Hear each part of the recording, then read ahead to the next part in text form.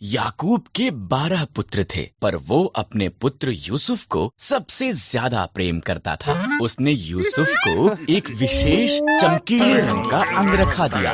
यूसुफ के भाई उससे ईर्ष्या करते थे, उन्होंने उससे नफरत की थे। उसने कहा, और तुम्हारे पूलों ने मेरे पूले को दंडवत किया। यूसुफ के भाइयों ने उससे और भी ज्यादा नफरत की। यूसुफ ने एक और स्वप्न देखा। सूर्य, चंद्रमा और 11 तारे मुझे दंडवत कर रहे थे। उसके पिता और उसके भाई कुड़कुड़ाए, क्या तू ये कह रहा है कि तू हम पर राज्य करेगा? एक दिन यूसुफ के भाई खेतों में उनके भेड़ों की निगरानी कर रहे थे। उन्होंने उसे उनकी तरफ आते हुए देखा। उन्होंने उसे मार देने और उसके स्वप्नों का अंत करने की योजना बनाई। हमारे भाई को मार देना गलत होगा, रूबेन ने कहा। आओ हम उसे खाली गड्ढे में डाल देते हैं। इसलिए उन्होंने यूसुफ का विशेष अंगरखा फाड़ दिया और उसे गड्ढे में फेंक दिया। इश्माइली व्यापारी मिस्र की तरफ उनके मार्ग से गुजरे। आओ हम यूसुफ को इश्माइलियों के गुलाम के रूप में बेच देते हैं, यहूदा ने सुझाव दिया। इसलिए भाइयों ने यूसुफ को चांदी के 20 सिक्कों के लिए बेच दिया। भाइयों ने यूसुफ के अंगरखे को बकरे के लहू में डुबोया और इसे याकूब को दिखाया। मेरा पुत्र मर गया है, वो रोया। इसी दौरान यूसुफ को मिस्र में ले जाया गया, लेकिन परमेश्वर यूसुफ के साथ था। मिस्र में इश्माइलियों ने यूसुफ को पोतीपर के पास बेच दिया, जो फिरौन का हाकिम था। परमेश्वर ने यूसुफ को आशीष दी और उसे सफल बनाया। पोतीपर ने यूसुफ को अपने पूरे घराने का अधिकारी बना दिया। अच्छी सेवा की। पोतीपर की पत्नी ने चाहा कि यूसुफ परमेश्वर के विरुद्ध पाप करे। यूसुफ ने इनकार कर दिया, इसलिए उसने उसके बारे में झूठ बोला। पोतीपर ने अपनी पत्नी पर विश्वास किया और यूसुफ को जेल में डाल दिया गया। जेल में यूसुफ फिरौन के 2 हाकिमों से मिला। इन दोनों ने स्वप्न देखे और परमेश्वर ने यूसुफ को उनके अर्थ दिखाए। यूसुफ की व्याख्या सच्ची हुई। पिलाने हार को आजादी मिली, पर पकाने हार को फांसी दी गई। 2 साल बाद फिरौन ने व्याकुल कर देने वाले 2 स्वप्न देखे। पिलाने हार को जो यूसुफ ने उसके लिए किया था याद आया और फिरौन को बताया। इस तरह फिरौन ने यूसुफ को बुलाया और उसे अपने स्वप्न बताए।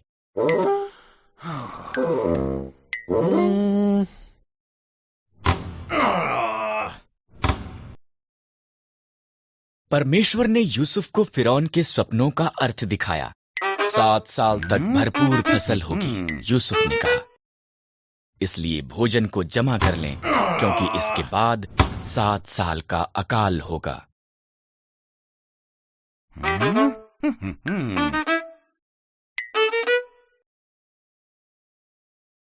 फिरौन यूसुफ की बुद्धि से प्रभावित हुआ, इसलिए उसने यूसुफ को सारा भोजन एकत्र करने का जिम्मा सौंपा।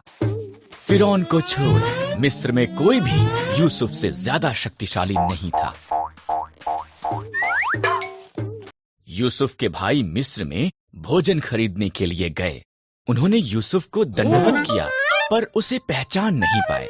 जब उसने देखा कि वो बदल चुके थे, तब उसने उन्हें बताया कि वो कौन था। भाई भयभीत हो गए थे। तुम लोगों ने मेरे लिए बुराई का विचार किया, यूसुफ ने कहा, परंतु परमेश्वर ने उसे भलाई के लिए प्रयोग किया। हमारे पूरे परिवार को मिस्र में ले आओ, हमारे पास खाने के लिए भरपूर होगा। मिस्र इजरायलियों से भरा हुआ था। नया फिरौन डरता था कि इजरायली बेहद शक्तिशाली बन जाएंगे, इसलिए उसने उन्हें गुलाम बनाकर उनसे बेहद बुरा बर्ताव किया। फिरौन ने आदेश दिया कि सभी इजरायली लड़के मार दिए जाएं। एक स्त्री ने अपने लड़के को टोकरी में रखा और उसे नदी के किनारे छोड़ दिया। उसकी बहन उसे देखती रही। फिरौन की बेटी नदी के किनारे नहा रही थी। उसे बच्चा मिल गया और उसने उसे रखने का निर्णय लिया। उसकी बहन ने उसके पालन पोषण के लिए उसकी माता की सहायता की पेशकश की। फिरौन की बेटी ने उसका नाम मूसा रखा।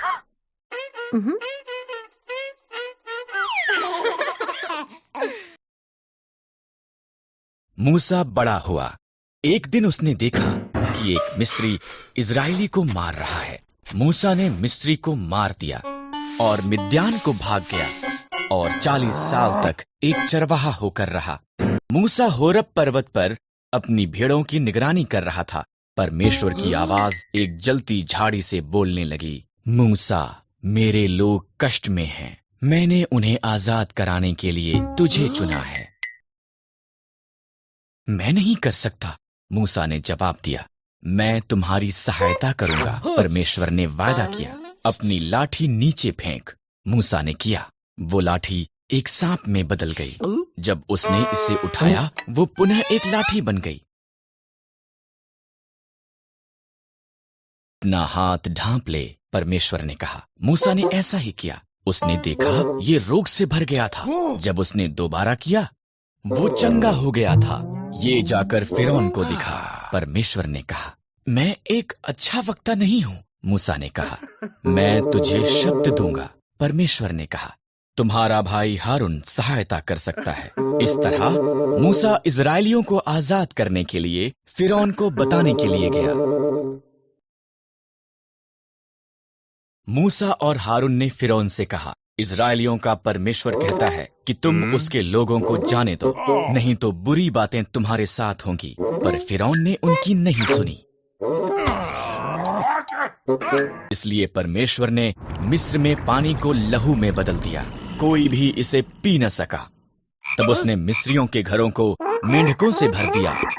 हर तरफ मेंढक थे। फिर भी फिरौन ने उनकी नहीं सुनी। इसलिए परमेश्वर ने मिस्र के आकाश को कुटकियों से भर दिया। वो वहां धूल के समान भर गई। फिर उसने मिस्र के देश को डांसों से भर दिया। फिर भी फिरौन ने उनकी नहीं सुनी। इसलिए परमेश्वर ने मिस्र के जानवरों को मार दिया। घोड़े, गधे, ऊंट, भेड़ें और बकरियां सब मर गए। फिर उसने मिस्री लोगों को फोड़े से पीड़ित किया। फिर भी फिरौन ने उनकी नहीं सुनी। परमेश्वर ने मिस्र की फसल का नाश करने के लिए ओलों की वर्षा भेजी। उनकी जौ और सन्न की फसल नष्ट हो गई। तब उसने बचे हुए फल को खाने के लिए टिड्डियां भेजीं। फिर भी फिरौन ने उनकी नहीं सुनी। इसलिए परमेश्वर ने देश में अंधकार भेजा। फिर भी फिरौन ने उनकी नहीं सुनी। परमेश्वर ने कहा, मैं मिस्र में प्रत्येक पहिलौठों को मार दूंगा और सभी पशुओं के पहिलौठों को भी। मेरे लोग एक मेमने को मारें, उसे खाएं और उसके लहू को उनके द्वार की चौखट पर लगाएं। मैं लहू को देखूंगा और उनके घरों को छोड़ दूंगा। उनके बच्चे नहीं मरेंगे।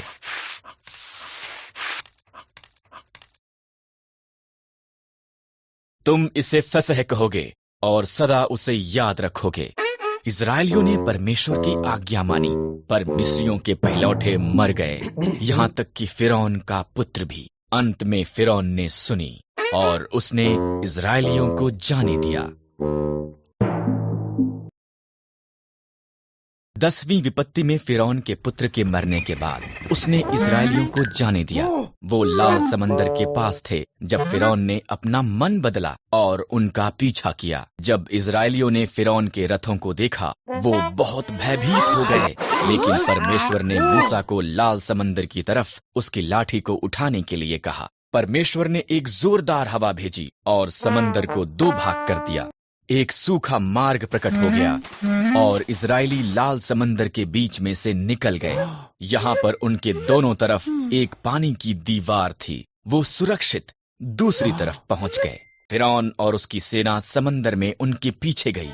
परमेश्वर ने मूसा को उसका हाथ बढ़ाने के लिए कहा। तब समंदर फिर से वापस एक हो गया और फिरौन और उसकी सेना डूब गई। परमेश्वर ने उसके लोगों की एक उजाड़ में अगुवाई की। उसने उन्हें भोजन और पानी दिया। उन्होंने सिनै पर्वत के पास डेरा लगाए, जहां पर परमेश्वर ने पहाड़ की चोटी पर मूसा को मिलने के लिए कहा। आग और धुएं से घिरा हुआ मूसा ऊपर चढ़ गया और परमेश्वर उससे मिलने के लिए नीचे आया। तब परमेश्वर ने मूसा को 2 पत्थर की पट्टियों पर 10 आज्ञाएं दी।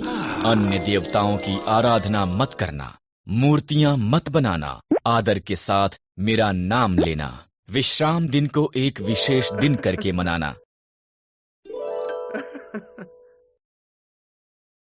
अपने माता पिता का आदर करना, कत्ल मत करना, अपने पति या पत्नी से वफादार रहना, चोरी मत करना, लोगों से या जो उनके पास है उससे ईर्ष्या मत करना। अब लोग जानते थे कि कैसे परमेश्वर की आज्ञा का पालन करना है।